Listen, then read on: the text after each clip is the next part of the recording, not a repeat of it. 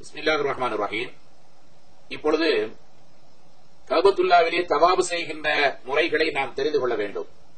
ஹஜ்ஜாகட்டும் உம்ராவாகட்டும் தவாபு செய்வது ஃபர்லாக இருக்கிறது.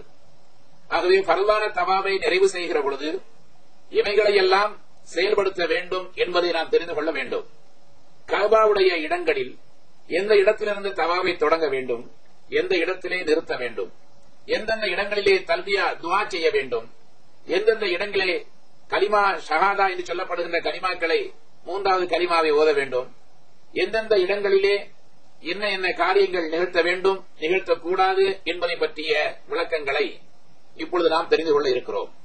கஅபாவை சுற்றியுள்ள பகுதிகளையும் எந்தெந்த இடங்களிலே துஆக்கள் கபூலாகும் என்ற செய்திகளையும் இப்பொழுது நாம் தெரிந்து கொள்ள இருக்கிறோம். ஆகவே கஅபாவை சுற்றியுள்ள பகுதிகளை நாம் விளங்கி இருந்தால்தான் தவாபை முறையாக முழுமையாக நிறைவு செய்ய முடியும். ஆகவே இப்பொழுது கஅபத்துல்லாவை சுற்றியுள்ள பகுதிகளுடைய முக்கியத்தை நான் உங்களுக்கு இப்பொழுது அறிவிக்க இருக்கிறேன். இன்ஷா அல்லாஹ் இப்பொழுது கவனியுங்கள்.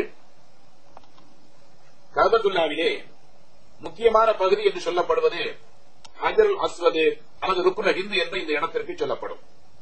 இந்த இடத்திலேதான் சுவனத்திலிருந்து கொண்டு வரப்பட்ட ஆதம் நபியுல்லா அவர்கள் மூலமாக கொண்டு வரப்பட்ட சுவனத்து கல் என்று சொல்லப்படுகிற ஹஜருல் அஸ்வத் என்று சொல்லப்படுகின்ற கருப்பு நிற கல் இந்த இடத்திலே பதிக்கப்பட்டிருக்கிறது. எந்த தவாபாக இருந்தாலும் ஹஜ்ஜுடைய உம்ராவுடைய அல்லது ஏனைய தவாபுகளாக இருந்தாலும் சரி இந்த இடத்திலே இருந்துதான் துவக்கப்பட வேண்டும் என்பது நியதி. தவாபு துவக்கப்படுகின்ற இடம் இந்த இடம்தான்.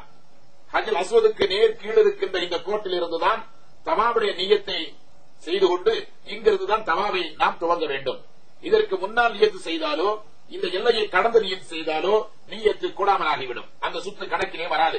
ஆகவே இந்த இடத்திலே நியத் செய்வது அவசியம் என்பதை மனதிலே கொள்ள வேண்டும். ஆக நியத் செய்ய வேண்டிய இடம் இந்த கோடு ஹஜ்ஜுல் அஸ்வதுக்கு அருகாமையில் இருக்கின்ற இந்த இடத்திலிருந்து நியத் செய்ய வேண்டும். இந்த இடத்திற்கு ருக்னுல் ஹிந்த் என்று சொல்லப்படும். இதற்கு ருக்னுல் ஹிந்த் என்று சொன்னால் இந்துஸ்தானத்தை இந்தியாவை நோக்கி இருக்கின்ற பகுதி என்று சொல்லப்படும். இது கிழக்கு பகுதி. இதற்கு அடுத்தாற் போன்று ருக்னுல் ஹிந்த் என்று சொல்லப்படுகின்ற ஹஜ்ஜுல் அஸ்வதுக்கும் கஅபாவுடைய வாசலுக்கும் இடைப்பட்ட இந்த பகுதிக்கு முல்தஸிம் என்று சொல்லப்படும். துஆக்கள் கபூலாக்கப்படுகின்ற இடம். ஆகவே முல்தஸிம் என்று சொல்லப்படுகின்ற இந்த பகுதி சிறப்பு மிக்க ஒரு இடம். கஅபாவுடைய வாசலுக்கும் ஹஜ்ஜுல் அஸ்வதுக்கும் இடைப்பட்ட இந்த பகுதி முல்தஸிம் என்று சொல்லப்படுகின்ற பகுதி.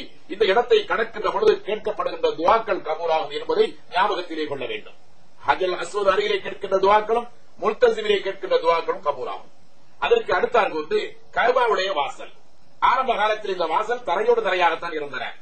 ஆனால் ஸல்லல்லாஹு அலைஹி வஸல்லம் அவர்களுடைய காலத்திற்கு பின்னதாக இந்த வாசலை கொஞ்சம் உயர்த்தி கட்டி இப்பொழுது இருக்கின்ற நிலையிலே கஅபாவுடைய வாசல் இருக்கிறது. இந்த வாசலை தொட்டுக் கொண்டிருக்கின்ற நிலையிலே நின்று கொண்டு கேட்கப்படுகின்ற துஆக்களும் கபூலாகும் என்ற காரணத்தினால் இந்த இடத்திலும் மக்களுடைய வெள்ளம் எப்பொழுதுமே சூழ்ந்திருக்கும். இது கஅபாவுடைய வாசல். இதன் அருகாமையில் இருந்து கேட்கின்ற துஆக்களும் கபூலாகும்.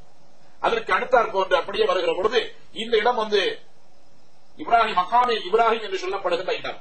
இப்ராஹிம் கலீலுல்லா என்று சொல்லப்படுகின்ற இறைநேசர் அந்த நபியுல்லா அவர்கள் இந்த கஅபத்துல்லாவை கட்டுகின்ற பொழுது நின்று கொண்டு கட்டிய அந்த கல், எந்த கல் மீது நின்று கொண்டு கட்டினார்களோ அந்த கல் மீது நபியுல்லாவுடைய பாதம் பட்டிருக்கின்ற காரணத்தினால் அந்த கல் இந்த பகுதிக்குள் இருக்கின்ற கண்ணாடி பேழைக்குள் வைக்கப்பட்டிருக்கின்றன. இப்ராஹிம் அலைஹிஸ்ஸலாமுடைய கால் பதிந்திருக்கின்ற அந்த கல் இந்த கண்ணாடி பேழைக்குள் இருக்கின்றன. இந்த இடத்திற்கு பெயர் மகாமே இப்ராஹிம் என்று சொல்லப்படும். தவாபு முடித்த பின்னதாக இதன் அருகிலே நின்று தொழுக வேண்டும். 2 ரக்காத்துடைய தொழுகை என்று நமக்கு ஷரியத் சொல்லித் தருகிறது. இதன் அருகாமையிலே நின்று தொழுவது சிறப்பிற்குரிய ஒரு செயலாக கருதப்படுகிறது. இதன் அருகாமையில் என்று கேட்கின்ற துஆக்களும் கபூலாகும். இதற்கு அடுத்தாற்போடு வருவதாக இருந்தால் ஹஜ்ஜுல் அஸ்வத் ஒரு பகுதி என்று சொன்னால் அதனுடைய அடுத்த பகுதி இந்த இடத்திற்கு ருக்னுல் ஈராக்கி என்று சொல்வார்கள். ருக்னுல் ஈராக்கி என்று இந்த பகுதிக்கு சொல்வார்கள். இந்த பகுதி ருக்னுல் ஈராக்கி என்று சொல்லப்படுவதற்கு காரணம் ஈராக்குடைய திசையை நோக்கி இந்த பகுதி இருக்கின்ற காரணத்தினால் இதற்கு ருக்னுல் ஈராக்கி என்று சொல்வார்கள். எப்பொழுதுமே 5 நேர தொழுகைகளையும் இன்றும் கூட மக்காவுடைய இந்த கஅபத்துல்லாவுடைய பள்ளி வாயிலுடைய இமாம் இதன் அருகாமையில் நின்றுதான் இமாமத்துடைய தொழுகையை நடத்துவார்கள். இந்த இடத்துல இமாம் என்று தொழுகை நடத்துவார்கள். இந்த பகுதிக்கு ருக்னுல் ஈராக்கி என்று சொல்லப்படும். இதற்கு அடுத்தாற்போது வருவதாக இருந்தால் இந்த யூட்டன் வளைவு இருக்கிறதே, இந்த யூட்டன் வளைவு ஹிஜ்ர இஸ்மாயில் என்று சொல்லப்படும் இந்த இடத்திற்கு. அருமை பெரியோர்களே, இந்த இடத்திலே பல சிறப்புகள் உள்ளன. இதற்குள் இப்ராஹிம் அலைஹிஸ்ஸலாமுடைய மகனார் இஸ்மாயில் அலைஹிஸ்ஸலாம் அவர்களும் இப்ராஹிம் நபியுடைய மனைவி ஹாஜரா அலைஹிஸ்ஸலாம் அவர்களும் இதற்குள் அடக்கப்பட்டிருப்பதாக சில கிதாபுகளிலே நாம் காண முடிகிறது. இன்னும் ஒரு செய்தி, இந்த யூட்டன் வளைவு உட்படத்தான் ஆதம் அலைஹிஸ்ஸலாத்து வஸலாம் அவர்கள் கஅபத்துல்லாவை ஆரம்பத்திலே தோற்றுவித்தார்கள், கட்டிப்பிடித்தார்கள். இப்ராஹிம் நபியுடைய காலத்திலே இந்த இடம் விடப்பட்டு இப்பொழுது இருப்பதை போன்று ஸ்கொயராக கட்டப்பட்டிருக்கின்றன.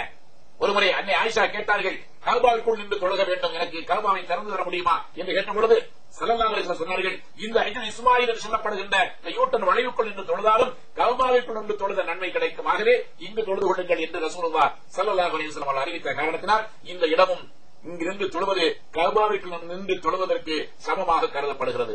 ஆகவே இந்த இடத்திற்கு பெயர் ஹஜ்ர் இஸ்மாயில் என்று சொல்லப்படும். இதற்கு ஹஜ்ர் இஸ்மாயிலுக்கு நேர் மேலாக இந்த இடத்தில் இருக்கின்ற மீஜாபுர் அஹமத் என்று சொல்லப்படுகின்ற தங்கத்தாலான ஒரு குழாய், கஅபாவின் மேல்புறத்திலே பொழிகின்ற மழை, இந்த குழாயின் வழியாக தனது நீர் மழை நீர் வெளியாகும். இந்த இடம் மீஜாபுர் அஹமத் என்று சொல்லப்படும்.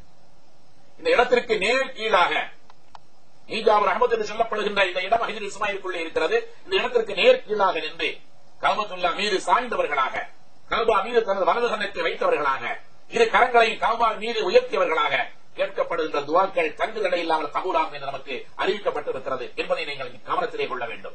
ஆக இதற்குள் தொழுவது சிறப்பு மிக்கது. ஆனால் இந்த யூட்டன் வளைவுக்குள் ஃபர்லான தொழுகையை நிறைவேற்றக்கூடாது, சுன்னத்தான தொழுகையை நிறைவேற்றக்கூடாது, கலாவான தொழுகையை நிறைவேற்றக்கூடாது, ஜும்மாவுடைய தொழுகையை நிறைவேற்றக்கூடாது, எந்த தொழுகையும் இதற்குள் தொழுகக்கூடாது. ஆனால் ஹாஜத் நஃபில் என்று சொல்லப்படுகின்ற அந்த ஒரு சிறப்பு மிக்க ஹாஜத் நஃபில் என்ற தொழுகையை தவிர வேறு எந்த தொழுகையும் இதற்குள் தொழுகக்கூடாது என்பதை ஞாபகத்திலே கொள்ள வேண்டும்.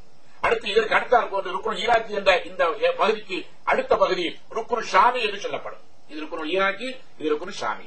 இந்த இடத்திற்கு அந்த பெயர் வருவதற்கு காரணம் இந்த பகுதி ஷாமுடைய தேசத்தை நோக்கி இருக்கிற காரணத்தினால் இதற்கு ருக்குன் ஷாமி என்று சொல்லப்படும். ஆக இதனுடைய வளைவு இந்த ருக்குன் ஷாமியோடு நின்று கொண்டிருக்கும். அதற்கு அடுத்த புறம் அங்கிருந்து அப்படியே நாம் நடந்து வருகிற பொழுது இந்த குறிப்பிட்ட இடம் வந்தால் இது ருக்குனுல் யமனி என்று சொல்வார்கள். இந்த இடத்திற்கு ருக்குனுல் யமனி என்று சொல்லப்படும். ருக்குனுல் யமனி என்று சொல்லப்படுகிற இந்த பகுதியிலே இந்த இடம் வருகிற பொழுது தவாபுடைய காலங்களிலே வருகிற பொழுது இந்த இடத்தை கண்டவுடனே இஸ்லாம் செய்வார்கள். இஸ்லாம் என்று சொன்னால் இஷாரா செய்வார்கள். இஷாரா செய்வது போதுமானது. ஆனால் ஹஜ்ர் அஸ்வதை தொடுவதும் முத்தமிடுவதும் சுன்னத்தாக்கப்படுகிறது. ஆனால் ருக்குன் யமனியை தொடுவது சுன்னத்து, முத்தமிடுவது சுன்னத் அல்ல. இப்படி நடந்து வருகிற பொழுது இந்த ருக்குன் யமனி வந்தவுடனே அருமை பெரியோர்களே, இங்கிருந்து நீங்கள் தவாவை துவங்குகின்ற பொழுது, நியத் செய்து முடித்த உடனே தவாவை துவங்குகின்ற பொழுது இந்த சுற்றி வருகின்ற இந்த ருக்குன் யமனி வருகின்ற வரை, இப்படி சுற்றி ருக்குன் யமனி வருகின்ற வரை மூன்றாவது கலிமாவையே ஓதிக்கொண்டிருக்க வேண்டும். சுப்ஹானல்லாஹி வல்ஹம்துலில்லாஹி வலா இலாஹா இல்லல்லாஹு வல்லாஹு அக்பர் வலா ஹவ்ல வலா குவத்த இல்லா பில்லாஹில் அலியுல் அஸீம் என்று சொல்லிக்கொண்டே இந்த பகுதி முழுவதுமாக சுற்றிக் கொண்டே வந்து ருக்குன் யமனி வந்தவுடனே இந்த மூன்றாவது கலிமாவை நிறுத்திவிட வேண்டும். இந்த ருக்குன் யமனி என்ற பகுதியில் இருந்து ருக்குன் அஸ்வத் என்ற கோடு வருகிற வரை இந்த குறிப்பிட்ட இடத்திலே ரப்பனா ஆத்தினா ஃபித் துன்யா ஹஸனா வ ஃபில் ஆখিরাতি ஹஸனா வகினா அஸாபன் நார் வத்கில்னல் ஜன்னத மஅல் அப்ரார் யா அஸீஸ் யா கஃபார் யா ரப்பல் ஆலமீன் என்று சொல்லிக்கொண்டே இந்த இடத்தை கடக்க வேண்டும். ஏனென்று சொன்னால் இந்த இடத்திலே அல்லாஹ் சுப்ஹானஹு வ தஆலா 70000 மலக்குமார்களை இந்த ருக்குன் யமனி என்ற பகுதியிலே அல்லாஹ் படைத்து நிறுத்தி வைத்திருக்கிறார். அந்த 70000 மலக்குமார்களுடைய வேலை என்ன என்று சொன்னால், தவாப் செய்கின்ற ஹாஜிகளோ உம்ரா செய்கின்றவர்களோ கஅபத்துல்லாஹை தவாப் செய்து வருகிற பொழுது இந்த இடத்திலே இருந்து இந்த இடம் வருகின்ற வரை துஆ செய்து கொண்டு வருவார்கள் அல்லவா, அந்த துஆவிற்கு ஆமீன் சொல்வதற்காக வேண்டிய அல்லாஹ் ஜல்லஷானஹு தஆலா 70000 மலக்குமார்களை படைத்து இந்த இடத்திலே நிறுத்தியிருக்கிறார். அவர்கள் அனைவருமே இந்த இடத்தை கடக்கின்ற பொழுது நாம் கேட்கின்ற துஆக்களுக்கு ஆமீன் சொல்லிக் கொண்டிருக்கிறார்கள். ஆகவே இந்த இடத்தை கடக்கிற பொழுது நீங்கள் மூன்றாவது கலிமாவை நிறுத்திவிட்டு இந்த இடத்திலிருந்து ரப்பனா ஆத்தினா ஃபித் துன்யா ஹஸனா வ ஃபில் ஆখিরাতি ஹஸனா வகினா அஸாபன் நார் வத்கில்னல் ஜன்னத மஅல் அப்ரார் யா அஸீஸ் யா கஃபார் யா ரப்பல் ஆலமீன் என்று சொல்லிக்கொண்டே ஹஜ்ர் அஸ்வத் வர வேண்டும்.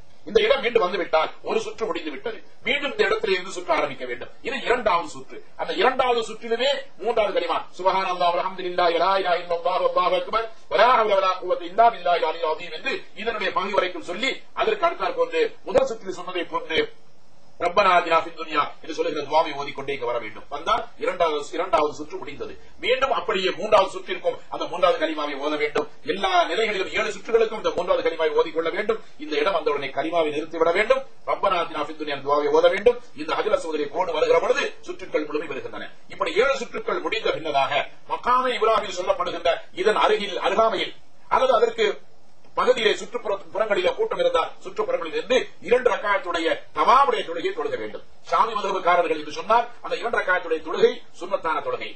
ஹனபி மதுஹபுக்காரர்கள் என்று சொன்னால் அந்த 2 ரக்காத்துடைய தொழுகை வாஜிபான தொழுகை. தவாவுடைய வாஜிபான தொழுகை 2 ரக்காத்தை கிப்லாவை முன்னோக்கி அல்லாஹ்வுக்காக தொழுகிறேன் அல்லாஹ் அக்பர் என்று இதன் அருகாமையில் உள்ள பகுதியில் இருந்து தொழுது கொள்ள வேண்டும். இப்படி 7 சுற்றுக்கள் சுற்றி முடித்து இந்த இடத்திலே 2 ரக்காத்துடைய தொழுகையை நாம் தொழுக வேண்டும்.